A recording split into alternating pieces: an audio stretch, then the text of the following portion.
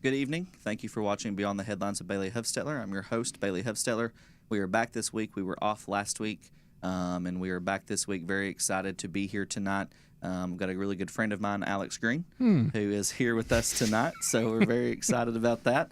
Alex is the executive director of the Rhea Economic Tourism Council, and so I'm very excited to have him on to talk. So, thank you. Young Bailey Hufstetler. It's good to see you. Good to be with you, as always. Yeah. God, man, we've been friends a long time. We have. And have known each other for what feels like a long time, which means I must have met you when you were like 12. Probably. Because we were just talking about how old you are, and I always forget how much older than you I am, which is a lot. I'm a lot older. Yeah. Yeah. But I've always also felt like that I've been older than what I actually really am because I've been involved in so much. Yeah. So I feel like I am as old as you are. Yeah. Just Well, so do not I. Weirdly, I do feel like we are peers. But it's because you've been involved and you've done so many things and so many good things. You have successfully run for office, and so you've done in 28 years what most people don't do in a lifetime. Yeah. So that's good, man. Yeah. A lot of mileage in those 28 years. A lot of mileage and a lot of exhaustion. I'm tired at this point. I bet. 3 kids and a wife that keeps me busy too. So you know that too because you're married and one child. One kid and a wife and a dog and a cat. There you go. So it's a lot. It's a lot to keep in a job. Yeah. In a community. Yeah. So that's actually what we're going to be talking about tonight is your job and what you do. So you work at the Rhea Economic Tourism Council. So I kind of wanted to have you just kind of brief overview because I feel like a lot of individuals in our community may not know what the council is and also even what you do in your day-to-day role. So if you could just kind of give the viewers that. Yeah, my little girl is Emerson Ray Green. She might be watching. I don't know. She's 6, about to be 7, and apparently a few weeks ago. Also, just be warned, we are 2 Church of God guys. Yeah. So this is supposed to be 30 minutes. It will be 90, and we will take up an offering at the end. Exactly. And we'll repeat the same stuff over again because we like to do that too with music. Right. So. We'll have an altar call somewhere in there. She's about to be 7, and a few weeks ago in children's church, apparently, no, it was Father's Day, I think. And, they gave them the little form. It's like, what about my dad? Mm-hmm. And one of them, my dad's job is fill in the blank. And my little girl wrote talking. So, and my wife said, no, that's right. And she nailed it. So yeah, man, thank you for the opportunity. First of all, I do watch the show every single week. And so, I've so enjoyed it. And, you and Justice a few weeks ago were talking and I was typing and going, I'm listening. So I'm the executive director of Rhea Economic and Tourism Council, RETC, as most people would call it. But we also go by, so we have a DBA, Rhea ECD. So that's Economic and Community Development. I've been in my role since May of 2024, so 2 years. But I am a Dayton native, born here, raised here. The Greens have been here a good long time, 200 years or so. And in fact, I just found out that my 3rd great-grandfather is the longest-serving county commissioner in Rhea County history. Oh, that's awesome. So William Green served 48 consecutive years on the Rhea County Commission. That is awesome. Yeah. So, but as executive director of RETC, my job, when I explain it to people, to make it simple, it is to attract and to win outside investment in Rhea County. Yeah. So it is my job. I consider myself the chief marketing and business development officer for the county, right? So I'm constantly marketing our community to large companies, to investors, think manufacturing, industry, and competing with communities from across the United States to win large projects like Lazy Boy, Nokian, Huber, Tenkata, BAC, Stools, all of those companies, they have operations across the U.S. And so what we do is we make the case that Rhea County is the best place to invest money, to build factories, to employ people. Yeah. That's my job in a nutshell. Yeah, that's awesome. It's a lot of marketing, a lot of building relationships. Yep, it is. A lot of talking. Yeah. So, you've done that pretty much your entire career. I mean, at Simply Bank, you did that. You were the marketing at Simply Bank. And Then you I done was newspaper stuff. So you've done yeah you've done a lot as well. yeah I was a comms major, so I knew that I wanted to be in communications. I remember as a kid in the backseat of my parents' car going down the road, and they said, what do you want to do when you grow up? And I said, I don't know. I like talking to people. And I've been very fortunate, Bailey, that I've managed to always find a place where I could do that. I was a journalist. I was a newspaper reporter for 3 years at the Times Free Press. Worked at the Herald News doing freelance work. Left the Times Free Press, went to Covenant Transport, left Covenant, went to Simply Bank, where I became marketing director. Spent 5 great years at Simply Bank.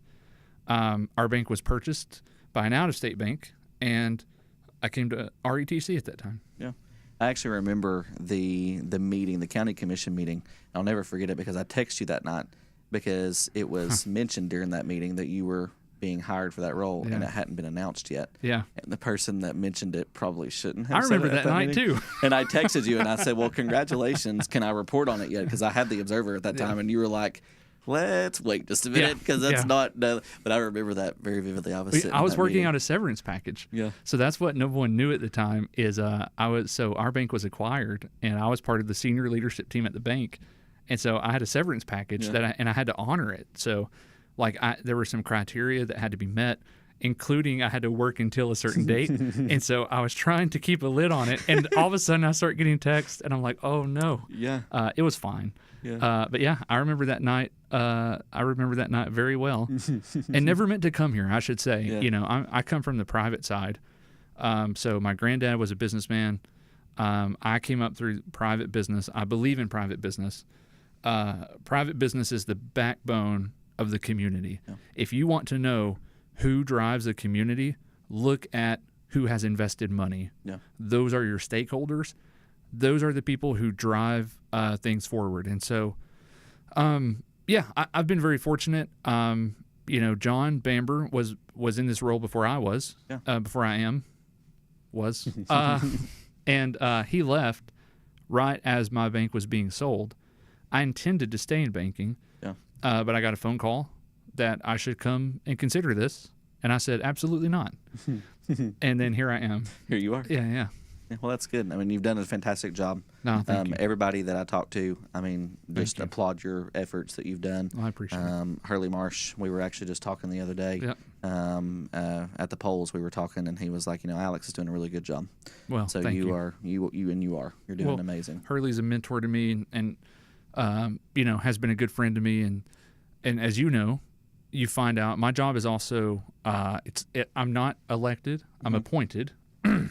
And but there's a lot of politics. Yeah. And so when you get into the politics, you find out pretty quick who your friends are. Oh yeah. And Hurley has been a real friend to me. Yeah. And gives me a lot of really good advice, and I'm thankful for him. Yeah. Speaking of your role and what you've and how great you've been at it so far, what are some things that are in the pipeline right now that you can talk about? Yeah. In the future. I can tell you, I don't know how widely known it is, but I can tell you that Lazy Boy, Lazy Boy is Rhea County's largest employer. Mm-hmm. They have about close to 1,600 employees under roof, over 1 million square feet under roof in Rhea County.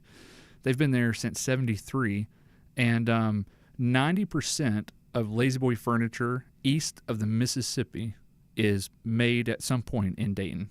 So, yeah, pretty cool. That's awesome. You go to Bangor, Maine, sit in a Lazy Boy recliner. Good chance that was handmade. Every piece of furniture is handmade at that factory. Yeah. They just announced that they are going to a baseline $20 per hour wage. So starting wage, $20 per hour. No one starts less than $20 per hour. That's huge. That's the tide that lifts all boats. Yeah. Anyone who's driven through the industrial park in Dayton, there's a 300,000 square foot building going up right now. We look forward to announcing who that is and what that is. We quite haven't cleared all of the ECD hurdles to get there. Yeah. And then we're actively marketing our 20-acre pad site in Spring City, and we had a site visit in June. It was not a data center, and so I want to do a service to Thomas and Leon and the city council We had a huge site visit there. There were probably, 60 people throughout the day. And they immediately started getting phone calls. Oh no, there's a data center, and it's not a data center. Yeah. It's a manufacturing facility. It will, if we land it, and I'm optimistic that we can, it would create new jobs for that community. There will be new jobs announced in Dayton, hopefully in the next 6 months. Awesome. That we already know about. Yeah. So there's a lot of good stuff happening, and that's awesome. And I appreciate you saying that you can talk about, because one of the aspects of my job that's very difficult is it's like kind of like duck feet. Yeah. So when you look at a duck, it's just gliding. Yeah. And so like my days feel a lot like that most of the time. What you might see is it looks like we're gliding below the surface. There's a tremendous amount going on that oftentimes we just can't talk about yet, because it would actually jeopardize the project, the investment. That's awesome. Lots of good stuff. Lots of good stuff. We're winning investment, and I'll say that Rhea County is an attractive place for people to put money and to build jobs. Yeah, that's because of our people. Oh, yeah. Our people show up. They work. Yeah. Unemployment in Rhea County right now is about 3.8%. Wow. So statistically speaking, if you want to be working, you are. Yeah. At 3.8%, that's a blessing and a curse. That means that we are doing really good at creating jobs and having people working. But it also means that if I wanted to find 400 people tomorrow, I'm probably taking them from somebody who's already employing them in the community, or I'm going across county lines. Yeah. So as we grow, we have to be very strategic, and we want to make sure that we're dancing with the ones who brought us. Like we don't want to do anything that makes life more difficult for Nokian or Lazy Boy, Hubert, and Cotta. That's awesome. Yeah. I'm very excited to hear more once you can, and once we, hopefully get it in Spring City. Yeah. Spring City is needed new for a long time, so I think that's going to be really good for that community up there. So. They're doing a lot of things right, man. Let me brag on Spring City. Of course, I think the world of Leon. Thomas McCormick is a dream to work with. Michelle Ray at the Spring City Chamber. If you look at Spring City on a map, if anyone's just sitting around, like drop a pin at, say, Front Street, and then ask for directions to the K25 site in Oak Ridge. It's about 45 minutes. Yeah. Now, if you've not been paying attention, the White House and the governor's office have both announced initiatives. They're dumping literally billions of dollars into nuclear development and innovation. Oak Ridge, Tennessee is the number one incubator and innovation center for nuclear power. So there's all of this money, like some of the best scientific minds in the world are converging on East Tennessee. The federal government is funding this massive energy generation and distribution project because energy consumption is trending up, but production is mostly flat. So at some point, you don't have to understand line graphs to understand that when usage overtakes capacity, that's a problem. Yeah. And so what has to happen is the United States has to figure out how to make a lot of power very efficiently. Tennessee is, everyone agrees, number one in the country for nuclear power, advanced energy. So Spring City stands a great chance. They are in the catbird seat when we think about who's going to win when it comes to advanced energy development, job creation. It will be East Tennessee. We're working really hard to make sure it's going to be Rhea County. Yeah. We actually stop me at any time. Yeah, no, you're good. So this is awesome. So we're actually working with the county commission to put forward a resolution. We've asked them to consider a resolution declaring that Rhea County, Tennessee is advanced energy friendly. And so that way it's recording advanced energy opportunity. And by the way, literally today, the Department of Energy announced that there are like 5 or 6 states who are finalists to become nuclear life cycle innovation centers Tennessee made the short list. Wow. So we recently were redistricted into Chuck Fleischman's congressional district. Congressman Fleischman, Tennessee 3, he chairs the subcommittee that oversees Oak Ridge National Labs funding. That's awesome. All things are kind of coming up Rhea County. Yeah. So we're working really hard. We're having a lot of conversations and just trying to, you know this, like a lot of this is positioning and branding. Yeah. So nuclear companies, they want to go where people want them. Yeah. And, TVA, transformative for Rhea County. Cheap, affordable, we'll call it affordable, reliable power is how we got companies like a Lazy Boy. That's how we get a Huber. Other places in the country, they're running up against power capacity. Like they can't go get a large new user because the capacity simply doesn't exist. Yeah. So nuclear energy, I could talk about it for the whole 30 minutes, and that's no surprise to you. But it does shock people to know TVA, 7 states, right? 7-state footprint. What percentage, I want to quiz you. Oh, boy. It's live. What percentage of TVA's total power capacity would you guess is nuclear generated? 35%. Pretty doggone close. 40%. Okay. 40%. So only 40% of TVA's total nuclear or energy capacity is nuclear generated. That other 60%, the lion's share of that is natural gas, which most people don't know. Yeah. So about 28, I just talked to them yesterday, Connor Adcock at Middle Tennessee. 29% of power in TVA's footprint is natural gas generated. And then the other parts are a little bit of coal, some hydro, some steam. So anyway, all that to say, the future is bright for the north end of our county because advanced energy, we are in the window right now. We are living in that moment right now. That's awesome. Yeah. And, I love Rhea County, and that's why, we were just talking, I drive 45 minutes to work every day. Yeah. We're going to fix that at some point. Exactly. Yeah, that's part of my job. Yeah. I don't want you going to Hamilton County. I'm glad that you have a great job. I want people like you leaving your house, driving 5 minutes and going to a great job. Yeah. Well, build me a big assisted living or memory care right here. That's right. Or have Morning Point do it. So even better. Exactly. Yeah. I've always tell them all the time, like we don't really have. Like here, we have an assisted living, but we don't really have a memory care service here. Yep. And that's what my building is memory care. And that's what my passion is anyway. So I'm like, let's go down to Dayton a little bit. But that's not anytime soon, I don't think. So we're growing. Morning Point is growing. Great company, great people. Yeah, I'm very glad to be there. Chattanooga based, right? Yeah, Ooltewah. Our corporate office is there in Ooltewah. Yep. So I actually can just drive across the hill and our corporate office is there. Oh, nice. So it's pretty cool. And we're locally owned. So Greg Vital, who is a state representative for the state legislature, and then Franklin Farrow. Both very good guys, and they treat us well. Yeah. The company itself is really good.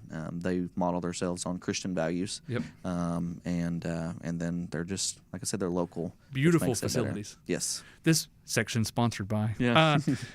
So I've known Greg a long time from when I was a reporter and at the Times Free Press. Greg was always a straight shooter with me, but I got to tour some of those facilities. Yeah.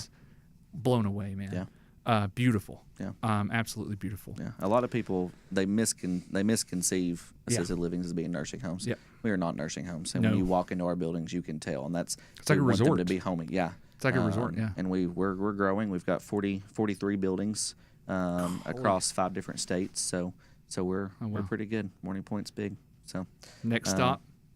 Hopefully Dayton. Yeah. Rhea County, Tennessee. Exactly.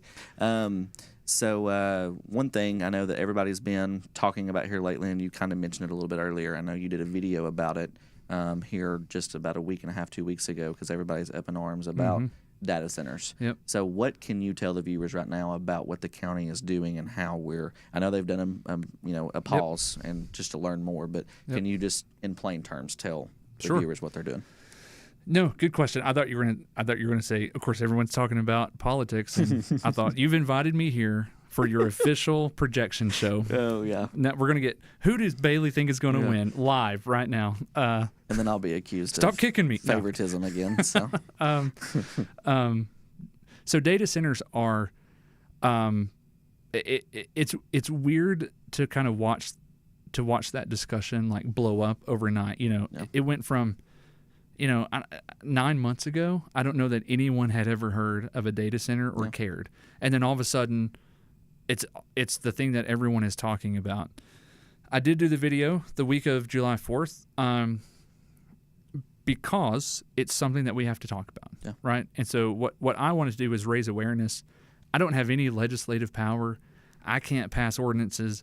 I have absolutely zero authority to affect local law because people did not elect me. And that's the way it should be, right? Yeah. Your elected officials have that power. I don't. You didn't ask me to do that. The thing is, Bailey, though, that data centers they're typically large footprint boxes which house a lot of computer servers that get really hot and sometimes very noisy. Yeah. Okay? And so essentially you pick up your iPhone and you say, hey, iPhone, we won't say her name. You say, hey, iPhone, what's the weather going to be like today? I don't know if you know this, but every time you do that, it uses the same power, the equivalent power of flipping 10 lights on, 10 residential light switches on. Wow. Same power every time. So imagine how many people are asking their iPhones questions, but also ChatGPT, every Claude, Grok. Data centers are where the computers are housed, which are powering all of those inquiries, but also which are just, they're processing unbelievable amounts of information at unbelievable speed. Yeah. Because we're we're not living in an internet of things, but we're not far from living. You could almost argue we are in some ways, but we're not. We're not totally yet. But think about everything that's plugged into the internet that has to have some sort of thinking capacity. Yeah. Data centers are where those servers sit and exist. Artificial intelligence specifically requires a lot of computing power.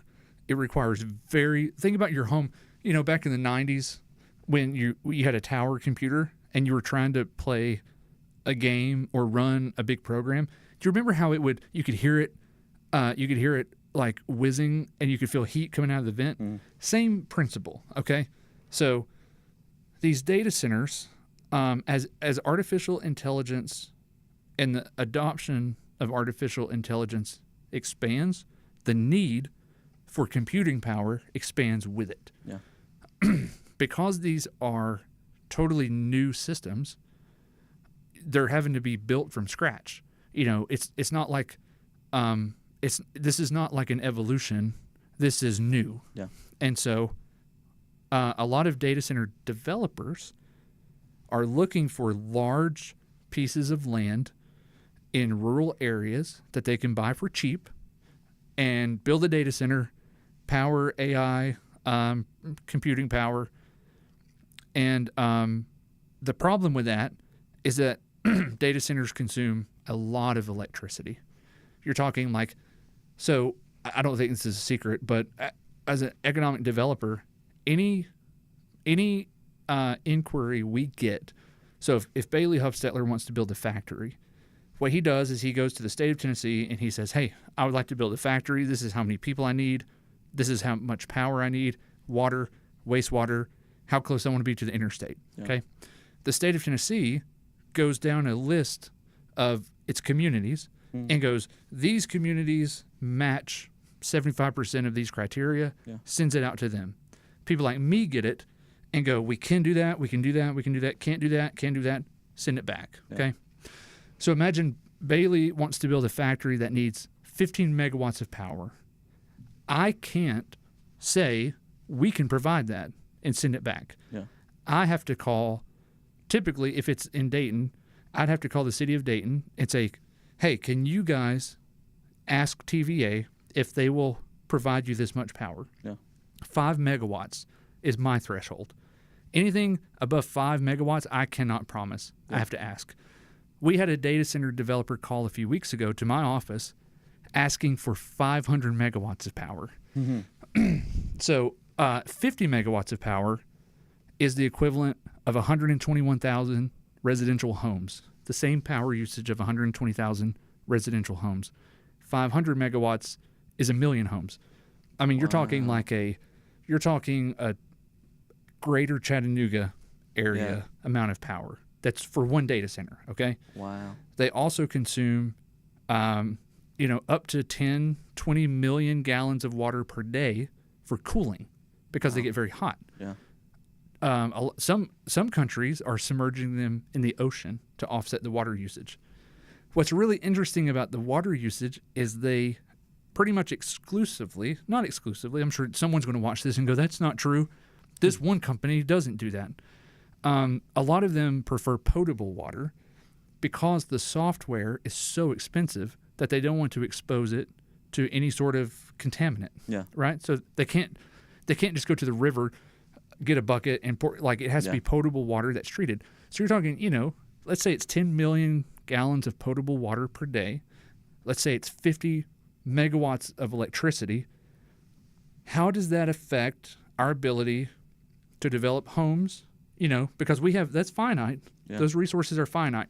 There's only so much electricity in the system. There's only so much potable water. Wastewater is not as much of an issue. And so all we're doing as a community is pumping the brakes and going, hold on a second. Yeah. We don't have a really great legal way to tell you no. Yeah. Because if you bought property in an industrial park that's already zoned for industrial use, there's very little we could do to tell you that you can't build a data center there, right? Yeah. So so the county commission is passing I think it's a 2-year moratorium. Just so people know, moratorium just means pause, as you said. So the county commission is saying we need 2 years to analyze our infrastructure and to figure out, can we offer you what you need without negatively affecting not only residents but also current industry. Yeah. So, if we have Lazy Boy with 1,600 employees, the other thing about data centers is they typically have a handful. They might have 10, 15 employees, which is not nothing. That's great. And they do go on the tax roll, and there is a tremendous local tax benefit. Yeah. And they'll argue that all day, and they're right. They do pay a lot of taxes. However, in a limited industrial property ecosystem, which we are in, you drive from Chattanooga to Knoxville, you will find very little industrial property. Yeah. The Tennessee has done so good at winning new industry that we've consumed almost all of our industrial land. So anyway, the county has put a 2-year pause. The city of Dayton, I think, is doing 18 months. Spring City just passed a 2-year pause on data centers. And this is not because anyone has an emotional feeling that they're bad. It's because all of these systems have to be measured. Yeah. There has to be some accounting. What electricity is in the system? How many new homes are going to be built over the next 2 years? Yeah. So how much water, wastewater, electricity, natural gas are they going to need? Let's project that out, and then let's see what the gap is to the total capacity. What we don't want to do is tell a data center yes, and then either they build a building and then we hook up to the water and nothing happens because it's not there, or we don't want to tell them yes and then they build something and then it handcuffs us from building new homes, new housing development. I think everyone would agree there probably aren't enough houses, right? There aren't enough single family dwellings.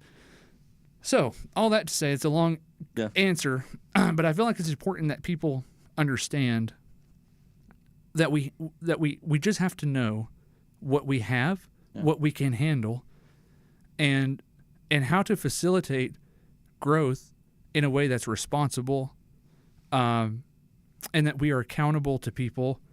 Again, you want to flip the light switch on and have something happen, right? So let's just make sure that we're confident that we've measured all the things, and I applaud Spring City, Dayton, and Rhea County for doing that and for leading those charges. Yeah. Like I think it's been mostly positive, but you're seeing this. I'm keeping a running list. I think there are 20, 30 communities across Tennessee which have adopted data center moratoria because of these reasons. Yeah, well, that's good. And I'm glad that you explained, because a lot of people don't understand really the process behind. Yeah. I'm also really glad that you explained kind of how, like, just industry in general. Because I think people, the citizens, they're like, well, let's bring this here, let's bring this here, let's bring an Aldi here, and there's a lot of stuff that go into the behind the scenes that people don't realize. Yeah. And they wonder why we don't get these things, but it's like there's so much more that happens behind the curtain. Yeah. Beyond the headlines, you might say. Exactly. Look at that. Let me say, I've joked. One of my favorite jokes to tell is that my wife is going, "Oh no," which I say I could go get a 1,000 employee factory, and people would go, "Oh, you were doing your job."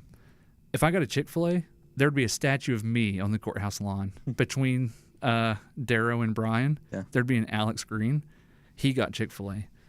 I asked when I first started, and this is going to be, I just want to put these rumors to bed, okay?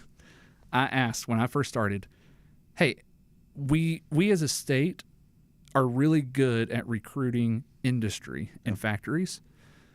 Why, what's the procedure for bringing in retail? How do we find retail? And across the board, man, basically the answer is that retail follows rooftops. So the retail sector, they have a very sophisticated demographic tracking system.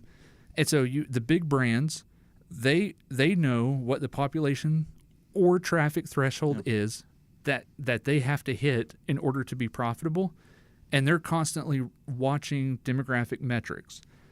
And there are certain brands that they go, if you don't have this many people within this radius or this amount of traffic, we are not going to build a store there. Yeah. And so with retail, the best way to show big box retail or service or restaurants that we're ready for them is to, I hate to say this because some people are going to be upset, but you have to grow. Yeah. You know how you grow? You create jobs. So ultimately, if this is chicken or the egg here, but the genesis of all of it is jobs. Yeah. You have no jobs, you have no services. You have no restaurants, you have no retail. Yeah. You have to have the jobs. And so ultimately my job is to help create that foundational layer so that there's enough wealth to support restaurants and services. Yeah, that's awesome. Yeah, a question you didn't ask, but that's good. I get it all the time. Yeah, Aldi, Chick-fil-A, Trader Joe's. That's what everyone wants. And listen, I would love to have Chick-fil-A. Yeah. Anyway, the Lord's chicken. That's right. Exactly. Well, not on Sunday. Not on Sunday, and I only want it on Sundays. It feels like so. Well, Alex, we could sit here and talk all night and talk about anything because. We are, like you said, Pentecostals, That's Church right. of God. That's right. So thank you for coming tonight. I really appreciate it. No, thank you, Bailey. And we'll have you on some more as well throughout the year. And sure. So thank you. I appreciate you for coming. Someone send out a bolo for Robbie. Yes, Robbie Harvey. I will make sure that Robbie is on here next with you. That way that me and you and him can talk. Robbie's a good one. He is. Well, he'll probably be elected by the time we see him again. So good luck to those folks. Bailey, you do a phenomenal job, man. Thank you. I appreciate you for being here. No. Thank you so much. I appreciate it. Next thing, really quick, before we sign off, I do want to point out a future event that we have coming up. So we are going to be hosting a senior expo. That is going to be Wednesday, September the 9th from 9 a.m. to 1 p.m. at the Rhea County Fairgrounds there in Evansville. So make sure that you get RSVP. You don't have to RSVP, but just make sure that if you go on our Facebook page and hit that you're going, it'll remind you that we're having it, and we'll also continue to post it. There'll be a lot of vendors set up resources for you, and it's there available free. You do not have to pay to get in, so we're very excited about that. Already got a lot of vendors that have already requested information to sign up, so there's going to be a really good event. We're super excited. If you are a business or an organization that provides services to seniors, whether that be health, financial, whatever the case may be, you can message me on Facebook, message the page, or email, or even phone call, and we can get you set up, give you the information about that as well. So thank you guys for watching tonight. We really appreciate it. We will be back next week. We've got next week we've got Adam Ricori again. He is going to be on. I did not get to interview him last because I was at VBS, but I do want to remind everybody that these episodes are they're sponsored by individuals. They bought advertising. And Adam has bought another advertising slot, so he will be here again next week. And then we will be back so that's on Tuesday. On Thursday, we will be here live in the studio. We're going to have a panel here, and we are going to be covering the election results live for you that night. So please make sure that you tune in and watch that as well. We're very excited about that. So again, thank you for watching tonight. We're very excited about things that are happening here in Rhea County. Thank again to Alex for coming and joining me, and hope you have a good night. And like as always, God bless Rhea County, God bless Tennessee, and God bless America.